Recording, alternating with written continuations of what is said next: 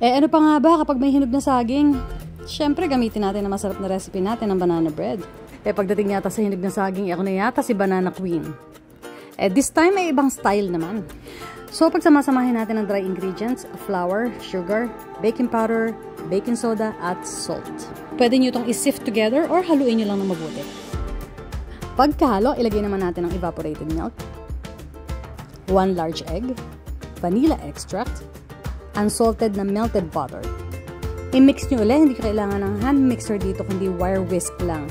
Just make sure na i-mix nyo until just combined. So, bali medyo thick ang batter natin dito. That's okay kasi pag nilagay natin ang banana na minash natin, about 3 medium-sized bananas ang ginawa ko dito.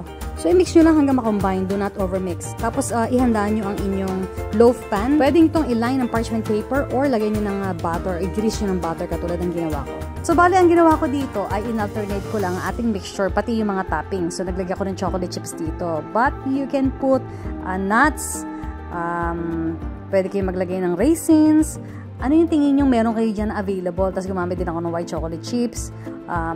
Like I said, anything that you want to include po pwede. Or pwede nyo i-mix sa mixture nyo yung inyong toppings. It's up to you. Pero for a change, we're doing layers here. So maganda kasi dito sa alternating any toppings na iba-iba. Makikita nyo siya kapag in-slice nyo siya. So, but I'm not putting a lot kasi medyo matamis din chocolate chips.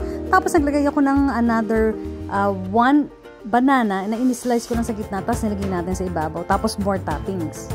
Bali, preheated ang oven natin na 350F or 176C, tapos kapag ready na siya, kailangan clean ang toothpick ninyo sa middle kapag in-insert. So, sa loaf pan na ginamit ko, umabot ako ng mga 50 minutes dito. So, it could be longer, depende sa klase ng pan na ginagamit natin. Ganun po ang pag-bake. So, tip ko din, huwag niyong bubuksan yung oven ninyo kapag nasa middle siya ng pag-bake kasi yung gitna niya guys hindi siya aambok or you guys call it matambok. So hindi siya aasa sa gitna kasi gitna ang pinakahuling naluluto kasi doon niya pag in-insert yung toothpick, hindi ba? Ang oven naman natin ay glass ang window. So silip-silipin nyo lang guys. Malalaman nyo kapag nangangamoy-ngamoy ng binibake ninyo, ibig sabihin malapit na siya. Pero like I said, wag nyong try nyong avoid na wag bukas ng bukas ang oven kasi bumababa ang temperature nito at hindi maluluto ang gitna ng tama. So pinalimig ko lang ng konti sa rack tapos tinanggal ko agad sa pan para hindi magkaroon ng moisture sa ilalim. Tapos hiniwanan natin. Nakita nyo naman kung gaano kalambot at ka-moist ang ating banana bread. Paulit-ulit natin ginagamit yung recipe na to whenever tayo mag-iiba kasi the best naman talaga. Ano ba nangyari doon sa unang pag-test natin? Ayan, mamasa-masa pa. At aksidenteng nalaglag ang toothpick.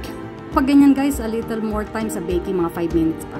I highly suggest na lagyan nyo ng banana slice sa ibabaw kasi yung banana, medyo crispy yung edges niya. Tapos yung ilalim niya, kumakain kayo ng banana. I hope marami kayo natutunan today. Try nyo yung banana bread kung hindi nyo pa nagagawa. Hanggang sa muli, thanks for watching!